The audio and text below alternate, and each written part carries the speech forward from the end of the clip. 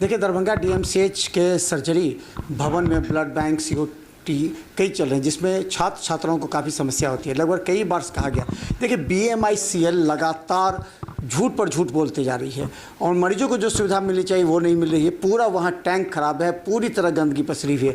DMCH के principal doctor K. N.. Mishra, जिनके पास आकर शिकायत की गई, आज शिकायत की है इन लोगों ने, क्या अभी पीजी लोग हमारे पास आए थे कि सर एसी नहीं है, गर्मी इतना ज़्यादा पड़ रहा है और वो लग नहीं पा रहा है और पंखा के मूवमेंट कम है, तो हम उन्हें आश्वस्त कर दिए कि पंखा नहीं होता है तो मैं नया पंखा जब तक दे रहा हूँ और उसे लगा लो और काम तो कम से कम उससे चले।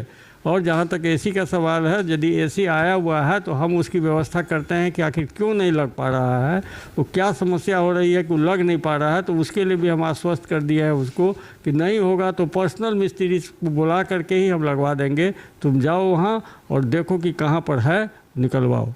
बीएमआईसीएल कब सुपुर्द करेगा? अभी तक, जबकि उद्घाटन के 15 दिन में ही करने वाला था। अभी तक ये बार बार हम लोग बोलते हैं तो अभी तुरंत हो जाएगा, बस यही चीज़ अभी तक सुन रहे हैं कि यह 15 दिन में हो जाएगा और 1 महीना में हो जाएगा। यही 2 बात अभी चल रही है। कल वहाँ पटना में भी इस बात का चर्चा हुआ और मंत्री महोदय के पास भी इस चीज़ की चर्चा हुई थी कि भाई सर्जरी बिल्डिंग पूर्णतः हस्तगत नहीं करा पाया है, तो बीएमआईसीएल को बोले कि 1 महीना का टाइम देते हैं और इसके अंतर्गत आपको पूरी के पूरे हैंड ओवर कर देना है।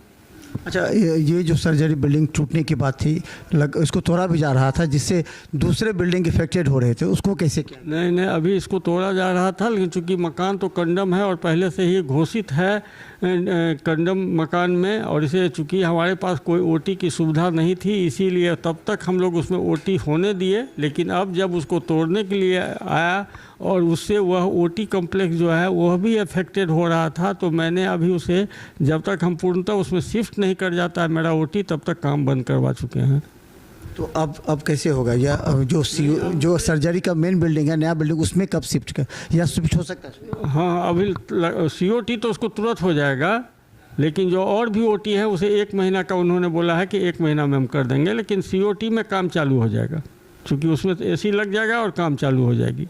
और ये तो उसमें भी है एमएमसी, जिसमें ऑर्गेनिक वाला में, उसका भी अभी तो ऑपरेशन हो रहा है पुराने बिल्डिंग में, लेकिन उसमें समस्या नहीं हो रही है। उसमें जो दिक्कत यहाँ हो रही है, चूँकि उसमें पहले से हो रही थी और काम सुचारू ढंग से वहाँ चल रहा है, इसीलिए गायनी से कोई शिकायत नहीं आया है।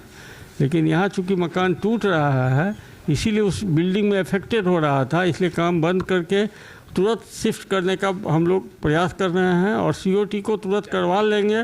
बाद में 1 महीना का अंदर में वो लोग बोले हैं कि पूरा का पूरा ओटी दे देंगे। छात्रों ने अल्टीमेटम दिया है क्या? पीजी छात्र आए थे अपनी शिकायत करें, हम उन्हें बोले कि तुम हमें बताओ जो मेरे लेवल से क्या काम हो सकता है, मैं उसे तुरंत कराऊंगा, बाकी जो सरकार के लेवल से है उसके लिए मैं प्रयास करके करवाऊंगा।